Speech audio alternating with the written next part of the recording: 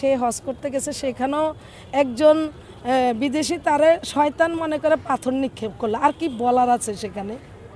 ওনার অবস্থান তো আপনারা সবাই দেখতেছেন। তাদেরকে বার্তা দিব, আমরা আপনারা আসুন, আমাদের সাথে একমত হন, অবৈধ কোনো কাজ করবেন না, আমাদের নেত্রীর মতো হন।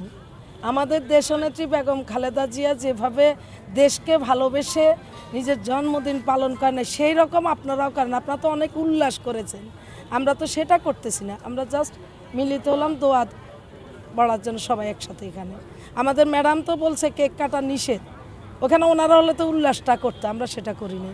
আমাদের দেশনেত্রী বেগম খালেদা জিয়া যেভাবে ওনার নির্যাতন উনি নিপীড়ন করেছেন এ অবৈধ শেখ হাসিনা, সেখানে আমাদের ম্যাডামের আপনারা তো দেখেছেন আমাদের কি আমাদের নেতাকর্মীদের উপর কিভাবে অত্যাচার করেছে, সেটা আমাদের তো আরও করা উচিত ছিল। কিন্তু আমরা ম্যাডাম খালেদা জিয়া এবং দেশ নায়ক জনাব তারেক রহমানের কথা আমরা সবসময় শুনে আসছি, ওনার নেতৃত্বে আমরা সবসময় মাঠে ছিলাম।